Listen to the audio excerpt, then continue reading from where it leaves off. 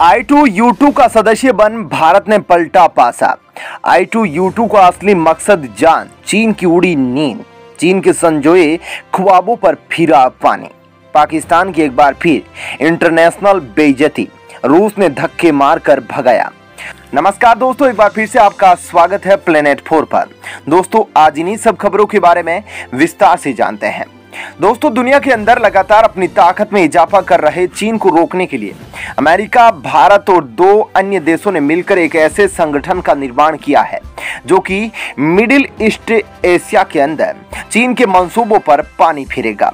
दोस्तों, चीन को रोकने की तैयारी 2007 में शुरू हुई थी, जब जापान की अगुवाई में क्वाड का गठन किया गया था।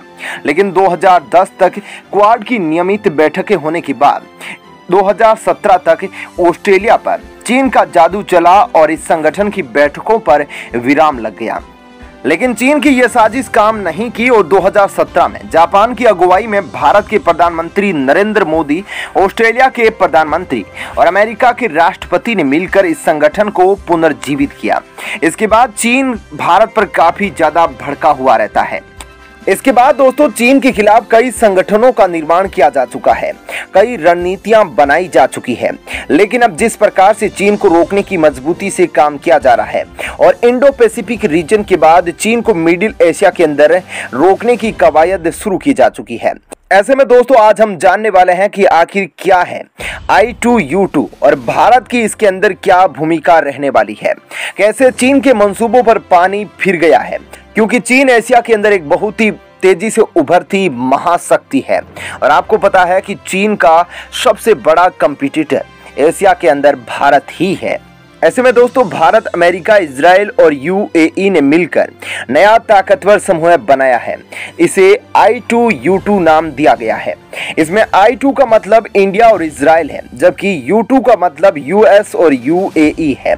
दरअसल अमेरिका राष्ट्रपति जो बाइडेन अगले महीने 12 से 16 जुलाई तक पश्चिमी एशिया के दौरे पर होंगे। उस दौरान I2U2 समूह की पहली वर्चुअली बैठक होगी।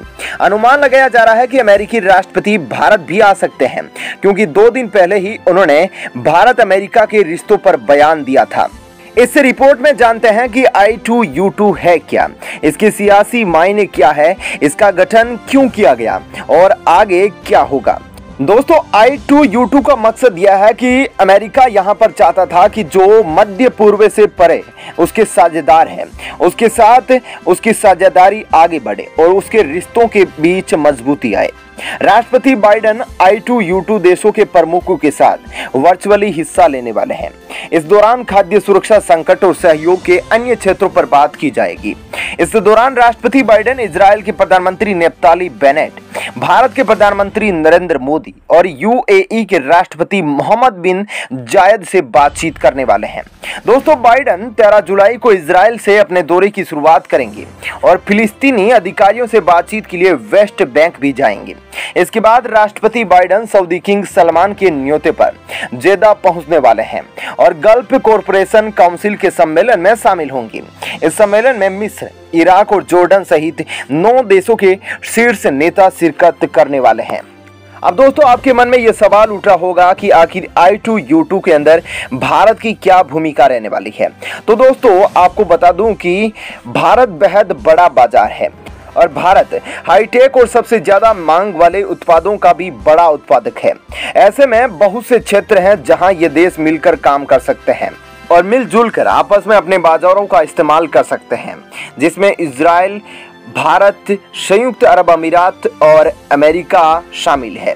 दोस्तों, भारत हर क्षेत्र के अंदर बहुत बड़ी भूमिका निभाने वाला है, चाहे तकनीक हो, कारोबार हो, पर्यावरण हो या कोविड-19 या सुरक्षा ही क्यों न हो।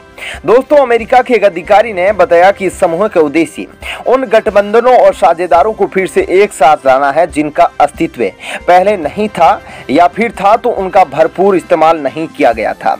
दोस्तों, जब अक्टूबर 2021 में पहली बार भारत, इजराइल, US और UAE के विदेश मंत्रियों की बैठक हुई, तब समुद्री सुरक्षा, बुनियादी ढांचे, डिजिटल इंफ्रास्ट्रक्चर और ट्रांसपोर्टेशन से जुड़े कई अहम मुद्दों पर चर्चा हुई थी। उस वक्त इस बैठक का बड़ा मुद्दा इजराइल और यूएई के बीच संबंधों को सामान्य बनाए रखना था। भारत में यूएई के राजदूत ने उस वक्त इस नए गुट को पश्चिमी एशिया का क्वाड बताया था। वहीं दोस्तों, जो भारत के जानकार हैं उनके मुताबिक इस समूह के अंतर्गत समुद्री सुरक्षा के मसलों पर भी बातचीत की जाएगी। साथ ही भारत, इजराइल, यूएई और अमेरिका काफी करीब आएंगे, जिससे चीन की मुश्किलें अब बढ़ने वाली है। चीन पहले से ही बौखलाया था भारत के एक क्वाड से, लेकिन अब भारत ने क्वाड के नए वर्जन में एंट्री की है। ऐसे में चीन का भड़कना लाजमी है। अब दोस्तों, अगली खबर की ओर बढ़ते हैं। दोस्तों, पाकिस्तान इस वक्त गंभीर आर्थिक संकट से जूझ रहा है। अपने देश को इस स्थिति से निकालने के लिए पाकिस्तान एक सहयोगी देशों से मदद भी मांग रहा है, लेकिन इसी बीच उसे एक बार फिर अंतर्राष्ट्रीय स्तर पर बेइज्जती का सामना करना पड़ा है। दरअसल पाकिस्तान एयरलाइंस द्वारा बकाया राशि का भुगतान नहीं करने के चलते रूस ने फ्लाइट को ओवर फ्लाइंग क्लियरेंस देने से इनकार कर दिया और पाकिस्तान को धक्के मारकर भगा दिया कि पहले पैसे जमा कराओ, उसके बाद ही आपको रूट दिया जाएगा। दोस्तों, खबर आ रही है कि सोशल मीडिया पर लोगों ने पाकिस्तान सरकार से सवाल शुरू कर दिया। ज्यादातर यूजर्स ने पूछा कि शर्मनाक स्थिति की वजह क्या है। एक मीडिया रिपोर्ट के मुताबिक मामला 17 जून का है। पाकिस्तान इंटरनेशनल एयरलाइंस की इस्लामाबाद से टोरंटो जा रही फ्लाइट को ओवर फ्लाइंग क्लियरेंस नहीं मिला। इसके बाद फ्लाइट को पहले कराची लाया गया। यहां से फ्लाइट ने रूस की जगह यूरोपीय देशों के एयर स्पेस का इस्तेमाल किया, तब फ्लाइट टोरंटो पहुंची।